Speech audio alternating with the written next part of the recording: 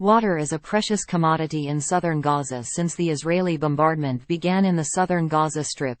Scores of people line up at bathrooms, many of them not having showered for days after Israel cut off water, electricity and food following Hamas's deadly assault.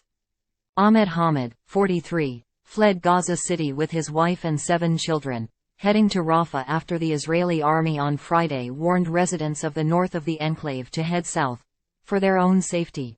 "We haven't showered in days. Even going to the toilet requires waiting your turn in a line," Hamid told AFP. "There is no food. All goods are not available and the costs of what is available have surged. The only foods we find are tuna cans and cheese. I feel like a burden, unable to do anything." The UN estimates that about 1 million people have been displaced since Israel began a relentless aerial bombardment of Gaza in retaliation for Hamas's deadly assault on October 7. The Hamas attack left more than 1,400 people dead on the Israeli side, most of them civilians. On the Gazan side, at least 2,670 have died in the relentless bombing, the majority of them ordinary Palestinians. Israel also cut off all water, electricity and food supplies to the densely populated coastal enclave, before resuming water to the south on Sunday. Mona Abdul Hamid, 55, left her home in Gaza City, heading for her relative's house in Rafah. Instead, she found herself in the home of people she did not know. "A blockade for the last week has seen food supplies dwindle.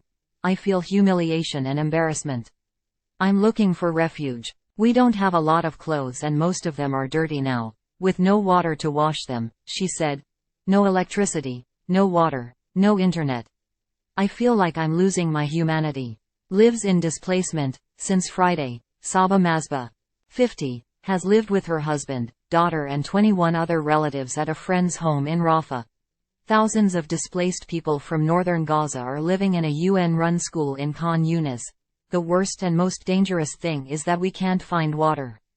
None of us bathe now because the water is so scarce," she told AFP.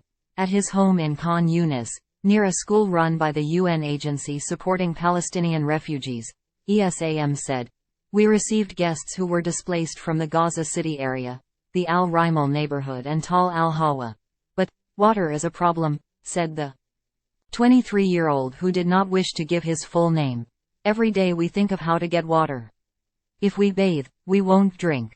Those who have sought refuge at the UNRWA schools also desperately seek food and water.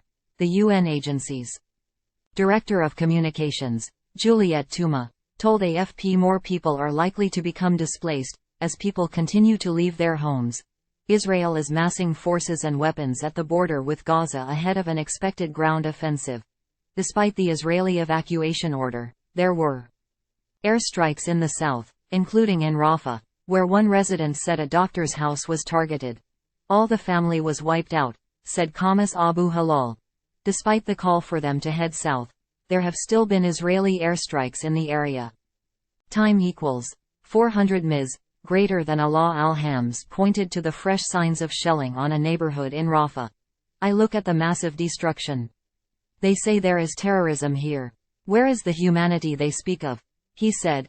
"All are civilians here, with nothing to do with any organizations, but they died. No one is left alive." Samira Kassab stands on the remains of what was once her home in Rafah, asking, "Where will we go? Where are the Arab countries? We have spent our whole lives in displacement. Our home, which housed all my children, was struck. We slept in the street.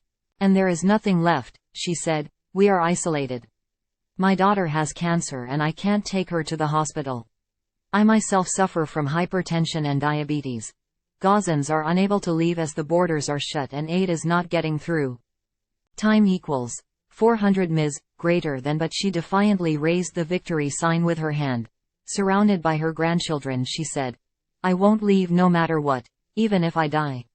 We beg for bread from our neighbors, but we will not part with a grain of sand."